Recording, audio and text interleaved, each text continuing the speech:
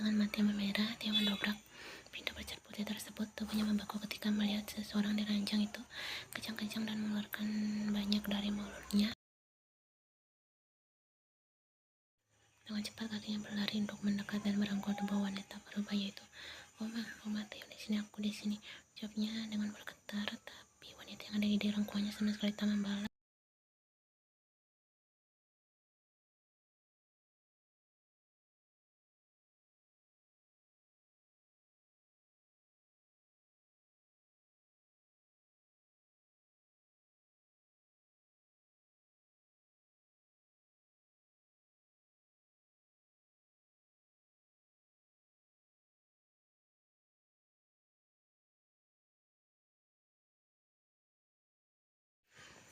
Mesin-mesin medis yang berada di sekitar ranjang dan selang-selang menempel di tubuh ibunya pelan-pelan dilepaskan oleh dokter-dokter tersebut. Yang brengsek, jangan melepas semua itu.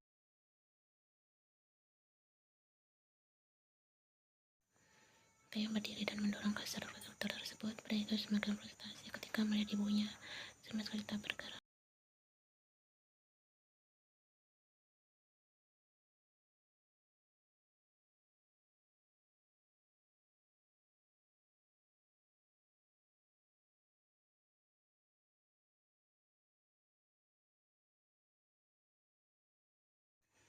Tuan, tapi kami sudah. Satu dari keempat dokter tersebut telah tergeletak di lantai dengan mata Teo semakin memerah dan tangannya semakin bergetar.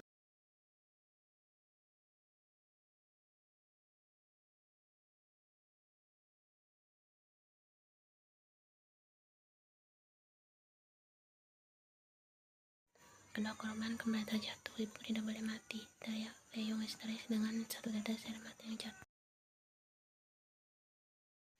Tuan, kami sudah berusaha sekuat mungkin dan nyonya memang sudah tidak kuat menahan semua dosis tinggi tersebut dan membuat dirinya kini sudah tidak bisa tertolong.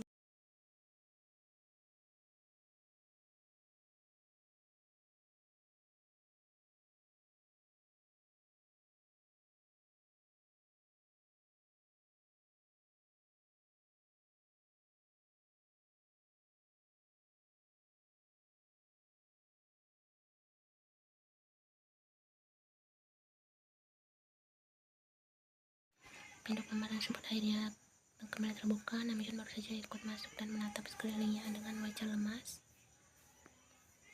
Teo, panggilan tersebut membuat Teo mengangkat kepalanya dan saat melihat mereka memanggil namanya, benar-benar hakim itu akhirnya melepaskan tangisannya. Teo menangis terseduh-seduh. Tangisannya pecah pada saat itu juga.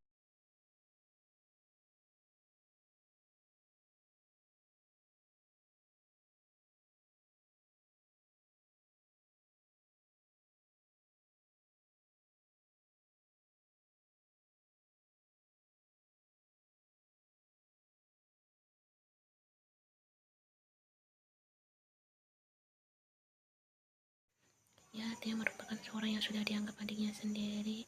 Jun ikut menangis karena orang yang sudah tiada di atas ranjang itu adalah orang yang sangat berharga di hidupnya. Ibu Teo lah yang merawatnya dan mengambilnya dari panti asuhan. Ibu Teo sudah dianggap sebagai ibunya sendiri dan pria itu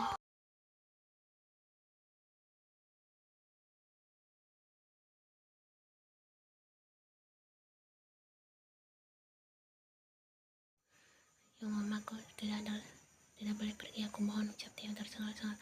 Lepaskan Teo, aku mohon, lepaskan saja. Kita harus bersama, Yong. Dia tidak boleh meninggalkanku lebih dulu. Ini sudah saatnya, kita sudah tidak bisa memaksakannya. Teo mengoleng kuat. Pria itu meremas kuat lengan Jun dan tangisan pria itu semakin tidak terbendung lagi.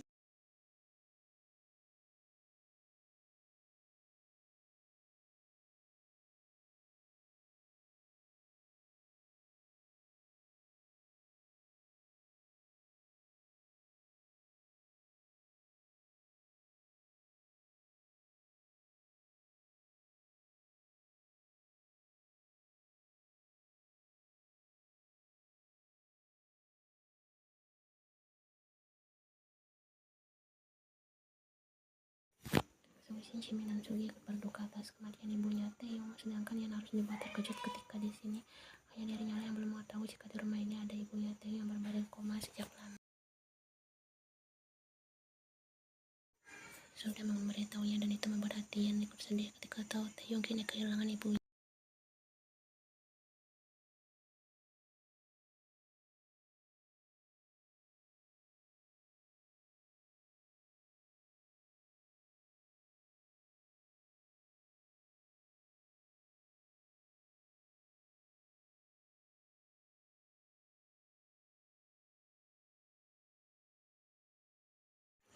Dan ini sudah hari ketiga semenjak kematian ibunya. Taeyong dan Ian hanya bisa duduk diam di kamarnya dengan perasaan gelisah. 3 hari lamanya pria bernama Kim Taeyong itu tidak menunjukkan wajahnya di rumah ini. Hal itulah yang membuat Ian dilanda rada gelisah dan juga khawatir. Berkali-kali Ian bertanya tentang kondisi Taeyong kepada Sugi, tetapi Kasitu hanya menjawab Taeyong apa masih dalam keadaan berduka dan ia tidak mau keluar dari kamarnya.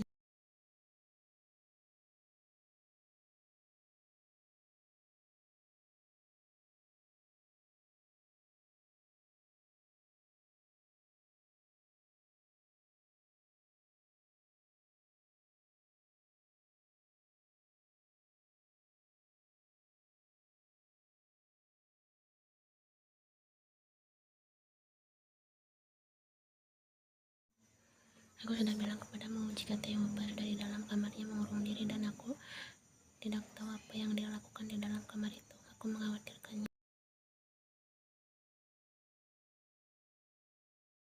Semua orang di rumah ini juga mengkhawatirkan Ian, tapi kami hanya bisa diam karena kami tahu dia baru saja kehilangan dan jiwanya terguncang atas fakta itu. Ian menjadi bibirnya menandakan gadis itu benar-benar dilanda khawatir akan keadaan Taeyong sekarang.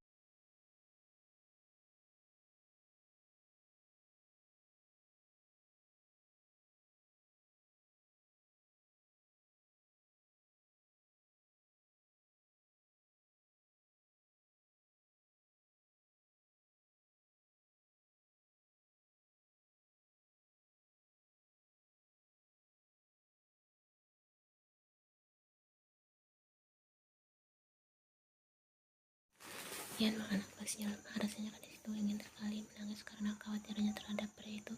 Ian benar-benar ingin melihat keadaan Taeyong. Apa pria itu makan dengan baik? Apa pria itu sedang menangis sekarang? Apa rasa sedihnya sudah reda?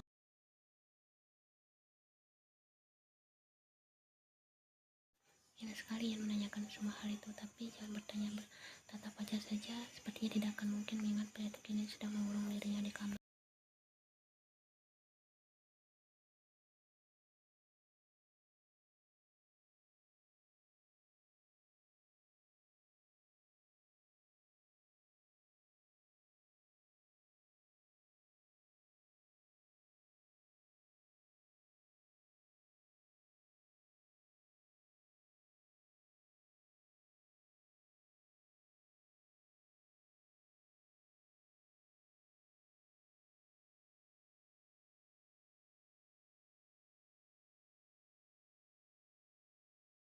Dan Ian mencermati dengan baik semua perkataan Sully dan maaf.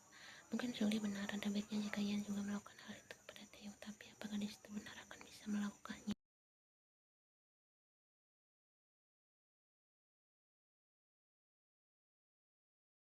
Jam sudah menunjukkan pukul 11 malam dan Ian baru saja keluar dari pintu kamarnya dengan wajah hati-hati.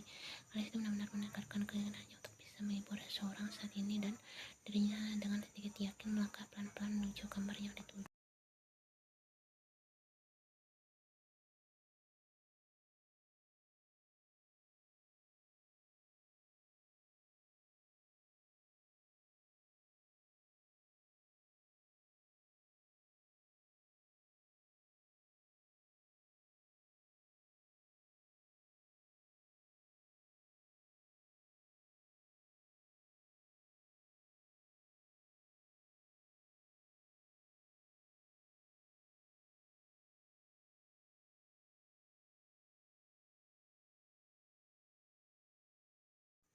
Ia dengan langkah pelan dan penuh kehati-hatian memasuki kamar yang kini gelap gulita tersebut dengan degupan jantungnya. Mata gadis itu kini ingin melihat seseorang yang duduk di pinggir ranjang menghadap jendela dan tubuh pria itu kini hanya disinari oleh cahaya rembulan yang masih.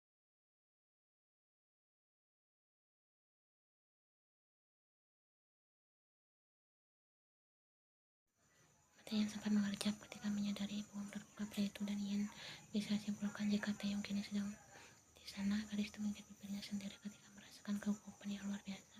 apalagi Theo sama sekali belum terusik atas kehadirannya saat ini.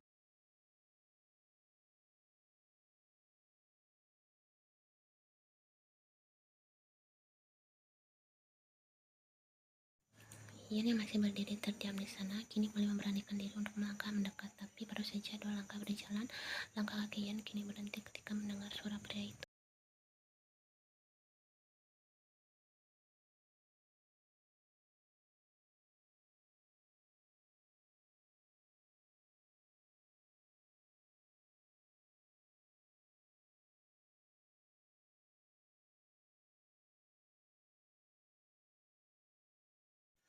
Ian terkagum ketika melihat wajah Theo yang disinari rembulan itu. Wajah yang biasanya segar dan terlihat kini sangat berbeda. Wajah itu terlihat pucat dengan kantung matanya yang menghitam.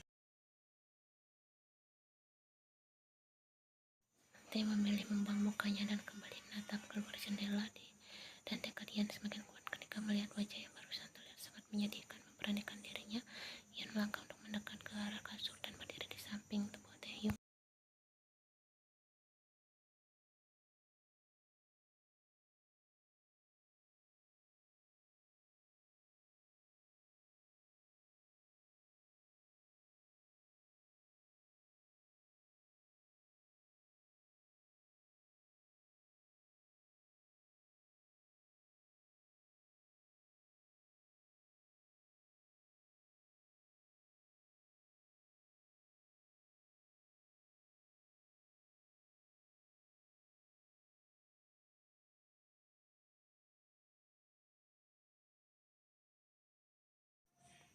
Selagi bilang, dan sekarang yang sedang berduka harus dihibur dan ditemani, maka aku masuk dalam kamarmu untuk menghiburmu.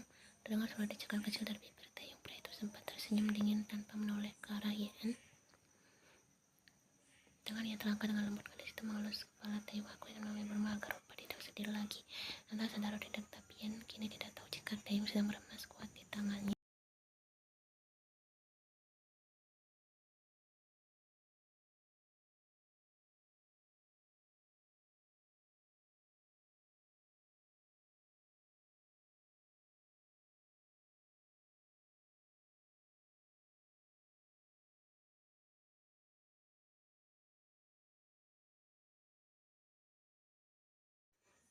Katakan sekali lagi.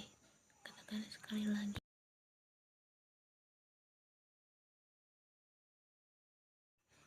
Teriakan Theo mampu membuat Ian menutup matanya dan tubuhnya mulai bergetar ketakutan. Berani sekali kau bilang ingin menghiburku. Apa aku menghadirkanmu sungguh? Lirih Ian dengan suara bergetarnya. Tubuh Ian menabrak lemari karena dengan kasar Theo mendorong dan memojokkan tubuh gadis itu di sana. Ian meringis ketika merasakan yang luar biasa di punggungnya.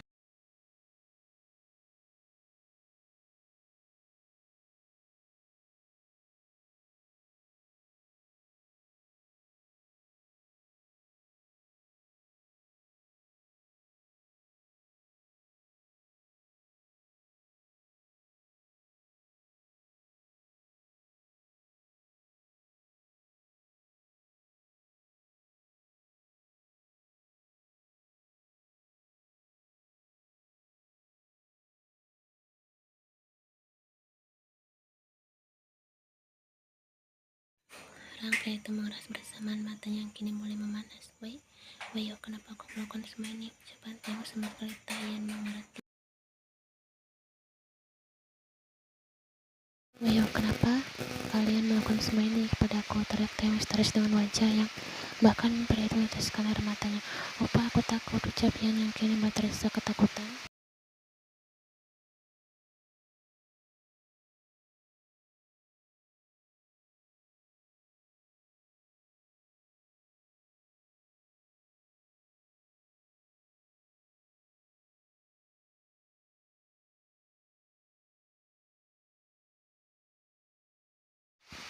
Opa, tangannya berusaha menutup pundaknya kini tertahan ketika tangan Theo mencengkram kuat kedua tangannya.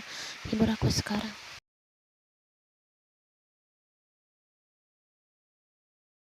Lagi tangan Theo kembali hingga melihat. Bukankah kau sama sepertinya? Kalian sama-sama. Sakit.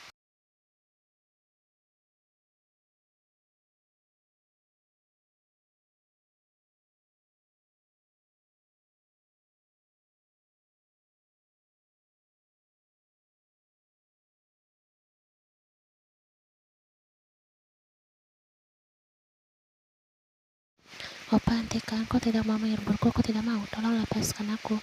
Tubuhnya berusaha berontak, ini bertahan ketika tangan kanan pria itu menahan atau lebih tepatnya leher gadis itu.